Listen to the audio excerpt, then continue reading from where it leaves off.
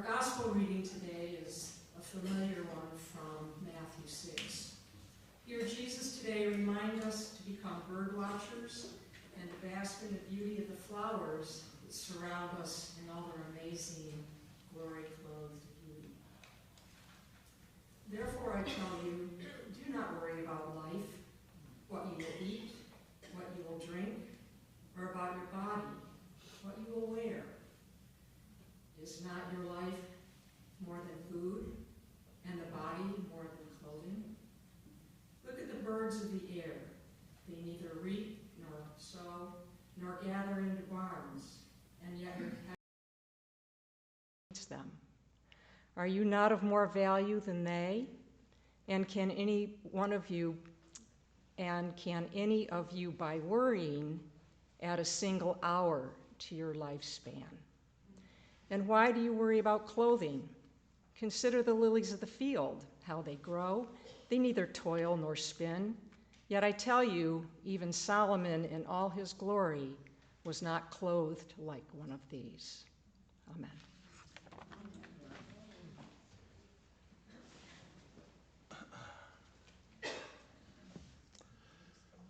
This photograph is so cool because it shows Easter and Christmas for us all together. Lent and Advent all in one shot with flowers that adorned our very sanctuary. Those are poinsettias in the background that Gary planted after Christmas that took off. And that's an Easter lily that he planted right after Easter. So kind of our high liturgical seasons all combined into one photo, which is pretty amazing. I do want to say real quick, I was going to save this for the concerns, but hold Gary Hart in your hearts and prayers. Gary is in the hospital right now. He's been dealing with some bad AFib, and he's been taking a lot more breaks and staying home more. He collapsed yesterday at Publix up here, was taken to the hospital, and this is good news. Thank God he was taken to the hospital because he's been trying to get in with a cardiologist, and he couldn't get in. They know he needed a pacemaker, but they're going to put him off till June 30th. So he told me last night when I talked to him, he said, I don't think I would have made it. So thank God he's at the hospital. They got him there. He's going to have a pacemaker put in tomorrow, and it's going to speed that whole process up. It should have already happened. So I know Gary's probably not online. So yes, Sue. Mike, what hospital? Countryside Meese. Meese Countryside. You got it. You got it. Yeah, thanks for that. He's a great guy. This is his work right here, This is his work. Every time you go in the garden, it's his work. So, yeah, hold Gary in your heart and prayers. He does such great things out there. He's our Gary. I want to add a second reading today. This one by ecologist, spiritual ecologist. I call him Wendell Berry. I love Wendell Berry. And if you don't know who Wendell Berry is, just go Google Wendell Berry and read some great stuff he's put out. He wrote this. I don't think it is enough appreciated how much an outdoor book the Bible is. It is best read and understood outdoors, and the farther outdoors, the better. Or that has been my experience of it. Passages that within walls seem improbable or incredible, outdoors seem merely natural. This is because outdoors we are confronted everywhere with wonder. We see that the miraculous is not extraordinary, but the common mode of existence. It is our daily bread. Whoever really has considered the lilies of the field or the birds of the air and pondered the improbability of their existence in this warm world within the cold and empty stellar distances will hardly balk at the turning of water into wine, which was, after all, a very small miracle. We forget the greater and still continuing miracle by which water with soil and sunlight is turned into grapes. End of reading. Thank you, Wendell Berry. In honor of yesterday and the annual global celebration of Earth Day, something we will continue not only today, but we'll do so as we kind of journey throughout May, as Larry shared, and trying to rebuild our green team. I want to share a favorite story of mine from a wonderful book by author Sue Monk Kidd. I know many of you have read Sue Monk Kidd. This excerpt comes from the book When the Heart Waits. And I highly recommend you pick up a copy to enjoy it. It's deeply spiritual, and it's really grounding in simplicity and wonder. it's a great summer read as we head into the summer reading months when it's just about too hot, right, to go do just about anything else. So put that at the top of your reading list. She wrote about this experience of a moment of stillness that she had that just kind of came upon her. A bird, a simple bird, and the interconnection of those two moments as they became one, and I find it layered with meaning. But in particular for us today, I want to focus on this Earth Day, I want to focus on her idea of the healing power of grace. That word grace, that as I see it, finds and I think as she sees it too, its true source and fulfillment in the natural world around us. It can mediate grace to us, and that is what she's trying to get through in this story. So hear this story from Sue Monk Kidd. One afternoon as the children watched television, I folded laundry. We heard a terrible thud against the patio door. I turned in time to see blue wings falling to the ground. A bird had flown into the glass. None of us said a word. We looked at one another and crept to the door. The children followed me outside. I half expected the bird to be dead, but she wasn't. She was stunned, and her right wing was a little lopsided, but it didn't look broken, bruised maybe. The bird sat perfectly still, her eyes tiny and afraid. She looked so fragile and alone that I sat down beside her. I reached out my little finger and brushed her wing. A voice came from behind me. "Why doesn't it fly off, Mama?" "Well, she's hurt," I said. "She just needs to be still." We watched her stillness. Finally, the children wandered back to the television, satisfied that nothing was going to happen for a while, but I couldn't leave her. I sat beside her, unable to resist the feeling that we shared something, the two of us. The wounds and brokenness of life, crumpled wings, a collision with something harsh and real. I felt like crying for her, for myself, for every broken thing in the world. That moment taught me that while the postures of stillness within the cocoon are frequently an individual experience, we also need to share our stillness. Bird taught me anew that we're all in this together, that we need to sit in one another's stillness and take up corporate postures of prayer. How wonderful it is when we can be honest and free enough to say to one another, "I need you to wait with me," or "Would you like me to wait with you?" I studied the bird, deeply impressed that she seemed to know instinctively that in stillness is healing. I had been learning that stillness can be the prayer that transforms us. How much more concentrated our stillness becomes, though, when it is shared. The door opened again. "Is she finished being still yet?" Kids said. "No, not yet," I said, knowing that I was talking as much about myself as the bird. We went on waiting together 20 minutes, 30, 50. Finally, she was finished being still. She cocked her head to one side, lifted her wing, and flew. The sight of her flying made me catch my breath. In the corner of my eye, I saw her shadow move along the ground and cross over me. Grace is everywhere, I thought. I picked myself up and went back to folding laundry. End of story. Isn't that awesome? Yes.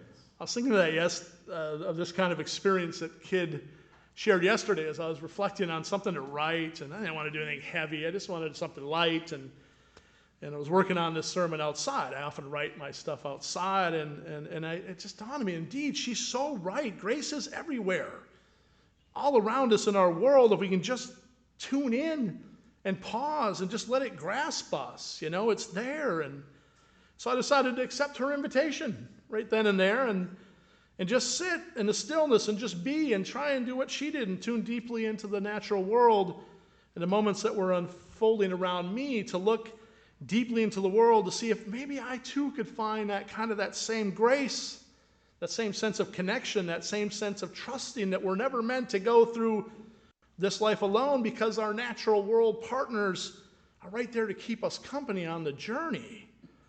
I got to tell you, the experience was breathtaking and transformative, and it made me realize I don't do this enough. I don't do it enough.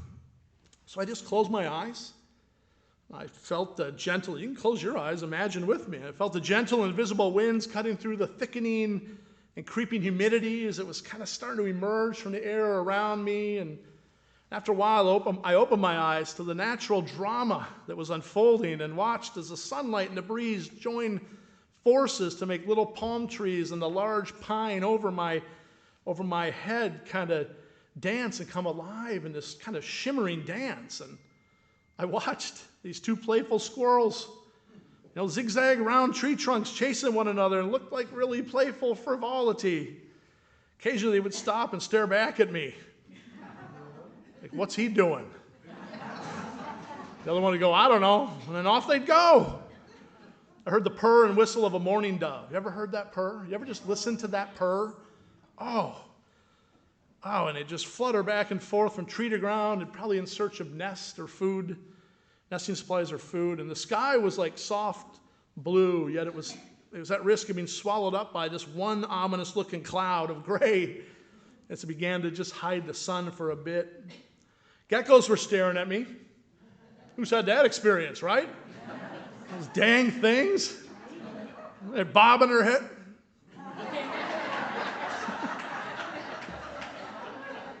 I was just looking at them. I'm like, what? Bobbing their heads up and down. And then they go, and that orange thing comes out. You seen that? You Floridians, you online folks might be like, what's he talking about? You got to come down and see these geckos. A big orange thing just goes out. I'm like, what does that even mean? Are you trying to show off? It's a male geckos. We learn something every day. I just wonder what they're thinking as they're staring at me, my table. Isn't it amazing how, if that was a palmetto bug, I'd be screaming and running for the hills. I'd be like, oh my God, get my shoe! And I'd be like, brr, brr. But as a gecko, I'm like, oh, it's such a cute little gecko thing, yes. I reached out after I was bored with the geckos for a little bit. They got bored with me, I think is what it was. And they just wandered off. Enough of this guy. And I touched an aloe plant that was on my patio table, noting that, touch that soft, spongy, kind of rubbery feel. And I marveled that inside that little branch, that one little branch, was a healing balm that science can't even begin to touch, to replicate. Think about that. I heard songbirds that I couldn't even see singing and chirping their sweet sounds. I tried to whistle back at them, and I think it just made them mad. From the feelings of the warm breeze to the sounds and diversity of living things creeping and calling and playing all around me, to the incredible palette of color that was on fire around me in just my one tiny little corner. That's just one tiny little corner of my yard. I realized that Sue Monk Kid is right. Grace is everywhere. If we just, again, take the time to stop and smell the roses, as they say, and rest in it. And it's especially alive in the creation that surrounds us, and that sense of interconnection with the natural world. It's perhaps our strongest and most enduring bond. Though, I'm just going to say, when it comes to our religion, we're never really taught that, are we? Anybody grow up with that sense of environmental grace? No? Yeah. I didn't either. So I think our religions have shortchanged us, or our religion in this case. And that's unfortunate. For the best of the Bible, which, let's be honest, formed most of our religious upbringings, right, in this room, or maybe even perhaps does now, well, it's all about the grace inherent in the beauty in the natural world around us and the things that happen in the midst of it. That's why I've always loved that short reading from Wendell Berry. It strikes me just how true his words are, that the Bible is not necessarily a book for the indoors. It's really an outdoor book, and is best experienced in the outdoors, and therefore our spiritual lives are really not meant to be lived indoors either, but rather in the natural world around us that are composed of moments just loaded, just dripping with grace. The Bible has been telling us all along that grace is to be found outside and not necessarily in four walls of a church. But our religious tradition has just done a poor job of letting us explore that and letting us imagine what that means. I mean, think about it. Just a quick journey into our holy book. Outdoors is where most of the stuff happens, right? It was an outdoor culture back then. That's what our sacred texts are full of. And the Bible's full of stories that take place in gardens or along banks of rivers. Some of the best stories happen on the banks of rivers or on hillsides or under the stars or in the waters or sometimes even on the waters, right?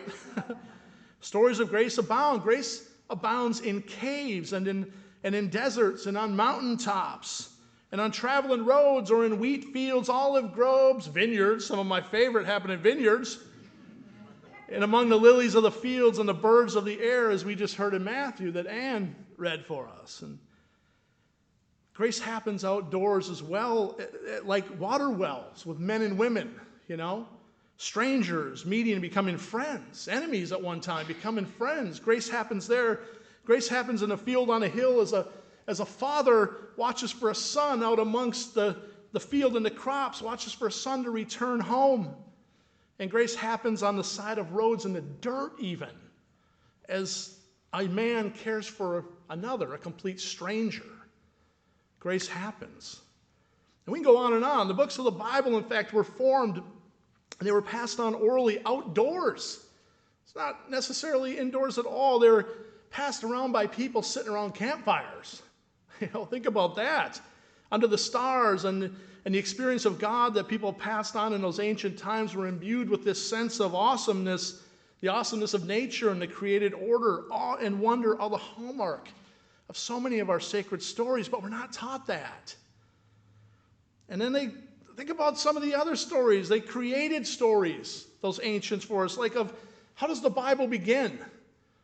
Anybody know? Well, I know in the beginning. Yeah. I got that. Thanks.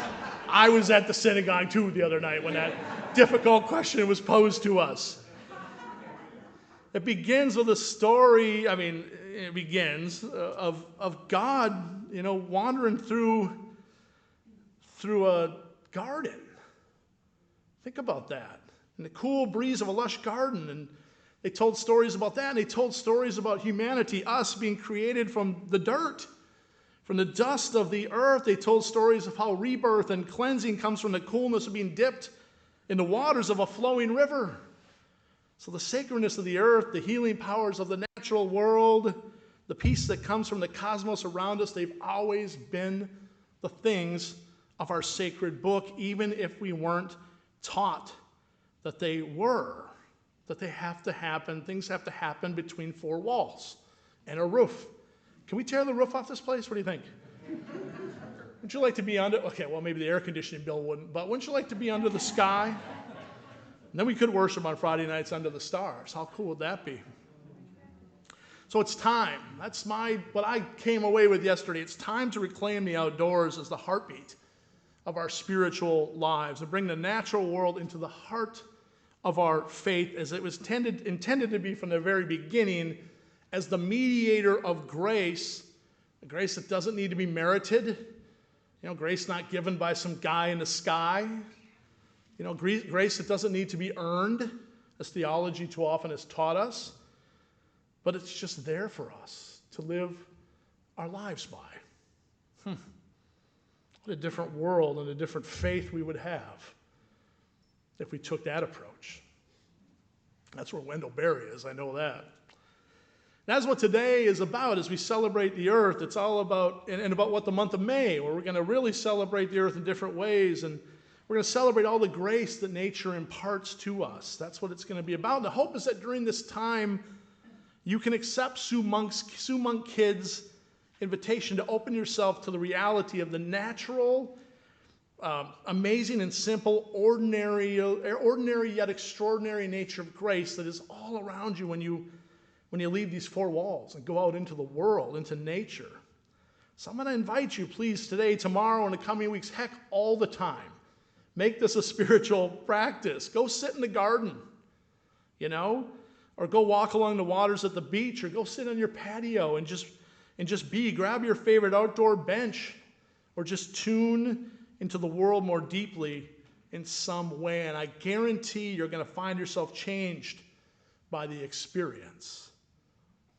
And if you can make this a practice, your spiritual life can and will take on new dimensions of grace, for that's the power of the natural world in which we live and move, in which you live and move and share your being. And don't ask me, ask Sue Monk Kidd and the sense of grace she found that came from a simple moment and a chance encounter with a blue bird on a window ledge. I want to close this short earth reflection today with some words from the prayer book at the synagogue the other night. I had like Mission Impossible music playing as I was snapping photos. I was trying to make it look like I'm paying attention to the rabbi, and I'm like snapping photos of all these cool prayers in this prayer book. I felt so, you were doing this. Like, don't look at me like that, Carl. You were doing it too. You were doing it too, pal. Like, doo-doo-doo. Like, I'm like, got my phone out, like, click. No one heard that. Click. Is he taking photos of our prayer book? Yeah. Guilty as charged. There's so much good stuff in there. I found this one really powerful, and I just kind of want to end this and have this maybe as a daily mantra to live by. And I'll share these words out because maybe it's something to wake up every morning and just say aloud or pray or use it as a blessing for your day, because they really are about grace and the mysteries of nature. Teach me, O God, a blessing, a prayer on the mystery of a withered leaf, on ripened fruit so fair, on the freedom to see, to sense, to breathe, to know, to hope, to despair. Teach my lips a blessing, a hymn of praise, as each morning and night you renew your days, lest my day be today as the one before, lest routine set my ways. Get out of the ordinary. Entrances to holiness are everywhere. Let me say that again. Entrances to holiness are everywhere. The possibility of ascent is all the time, even at unlikely times and through unlikely places. For there is no place on earth without your presence. End of blessing. Take that into your week and make that a mantra for every day you wake up, to remind yourself that you're surrounded by something so amazing, just waiting like a bluebird on the windowsill for your attention. Happy Earth Day, everybody, and always remember that as the choir will sing for us now, that creation is singing in every moment. We just need to pay attention and listen. Amen.